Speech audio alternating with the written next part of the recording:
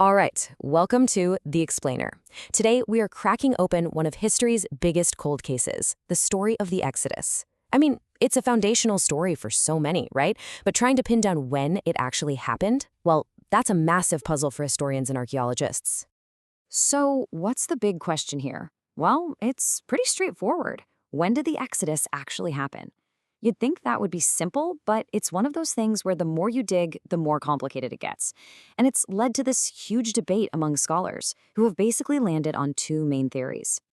All right, so let's break this down. We've got two competing theories. On one hand, you have the early date camp. They're looking at around 1446 BC, which puts it right in the middle of Egypt's powerful 18th dynasty. But then you got the late date camp, and they argue it happened much later, around 1250 BC, during the 19th dynasty. Now, each side has its own set of clues, its own evidence, so let's play detective and look at the case for both. First up, let's investigate Theory 1, the late date. This theory places the whole story in the era of those really famous 19th dynasty pharaohs. We're talking about the time of big names like Ramses the Great.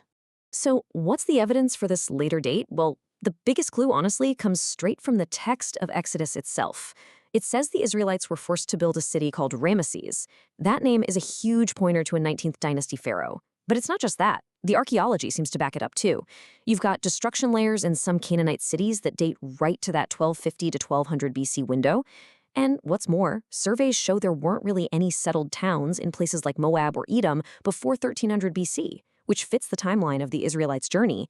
And then the smoking gun for many is the Merneptah stele. It's an Egyptian stone inscription from 1220 BC, and it's the first time we ever see the name Israel mentioned outside the Bible, placing them in Canaan at exactly this time. Okay, but here's where it gets really interesting. Just when you think the case for the late date is looking strong, a completely different set of clues points to a timeline almost 200 years earlier. So let's rewind the clock and see what the evidence looks like for an 18th dynasty setting. Now, the number one argument for the early date also comes straight from the Bible, from a really specific verse in 1 Kings.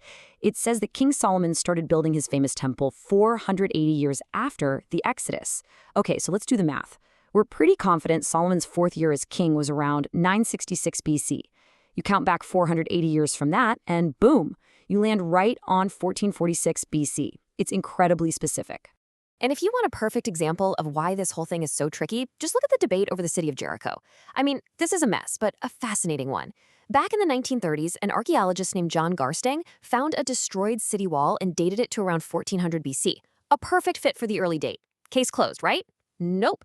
In the 50s, another famous archaeologist, Kathleen Kenyon, redug the site and said, actually, this destruction happened way earlier, around 1550 BC. So the evidence is out. But then, get this, in 1990, another scholar, Bryant Wood, went back and just reread Kenyon's own reports, and he argued that her data actually supported the original 1400 BC date all along. It just goes to show you how the exact same evidence can be interpreted in completely opposite ways. Okay, so we've been talking a lot about dates and archaeology, but let's step back for a minute. Beyond the when, what about the why? What was the human story that actually led to this event? Well, the narrative tells us it all started with a pharaoh's fear. He looked at the Israelite population and saw that they were becoming, in his words, exceedingly numerous, and that scared him. And this wasn't just a one-off bad decision. The oppression was a deliberate, four-step escalation that just gets more and more horrifying. First, it was forced labor, building cities for Pharaoh. But they kept growing, so step 2, make the work even more ruthless, crush their spirits. When that didn't work either, Pharaoh moved to step 3, a secret policy of infanticide. He ordered the Hebrew midwives to kill all the newborn boys. And when those brave women refused, he went to the final, awful step 4, public genocide. He commanded all his people to throw every newborn Hebrew boy into the Nile River. It's just a chilling progression from exploitation to outright extermination. And even after all that, when Moses finally returns to Egypt to confront Pharaoh, the oppression gets even worse. Pharaoh adds one final turn of the screw. He tells the Israelites they still have to make the exact same number of bricks, their full quota. But now they have to find their own straw. It was an impossible task, a move designed to completely break them and push everything to a final, unavoidable confrontation. And that confrontation, of course, comes in the form of the 10 plagues. Now, it's really easy to think of these as just a series of random, terrible disasters.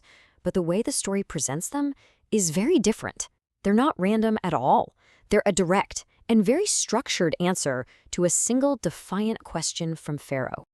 And here is that question. Pharaoh looks at Moses and says, "Who is Yahweh, that I should obey him and let Israel go? I do not know Yahweh."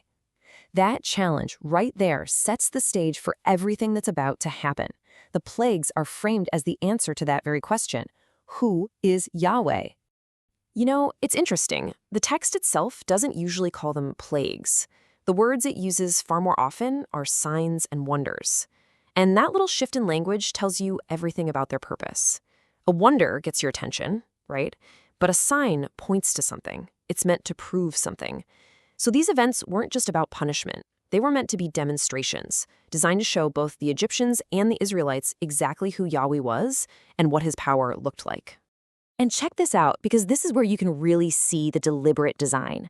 There is a hidden structure to the first 9 plagues. They're arranged in this perfect 3x3 pattern. Look at the first plague in each group of 3, blood, flies, hail. For each of those, Moses delivers a warning to Pharaoh in the morning down by the Nile. Now look at the second one in each group, frogs, livestock death, and locusts. The warning for those comes at the palace. And then the third plague in each set, gnats, boils, darkness, they happen with no warning at all. This isn't random. It shows a clear escalating pattern. And then comes another absolutely crucial turning point. Starting with the fourth plague, the story makes a very clear distinction. These terrible things are happening to the Egyptians, but the text explicitly says the Israelites, living over in the land of Goshen, are completely spared. And that detail is everything. It's meant to show that these aren't just quirks of nature. This is a power acting with incredible precision, specifically on behalf of one group of people. So after all that, where does it leave us with our historical cold case? Well, the truth is, the arguments for both the early and the late dates have really compelling evidence, and they both have major problems. The biblical scholar Alan McRae, I think, said it best. He said that for now, we have to treat this as a question where we do not yet have sufficient light. It's a great reminder to approach this not like we're lawyers trying to win a case for one side or the other, but more like researchers, just looking for any light we can find. In the end, the evidence is still debated. The mystery is definitely not solved, and that search for answers continues. Which really leaves us with one big question, doesn't it?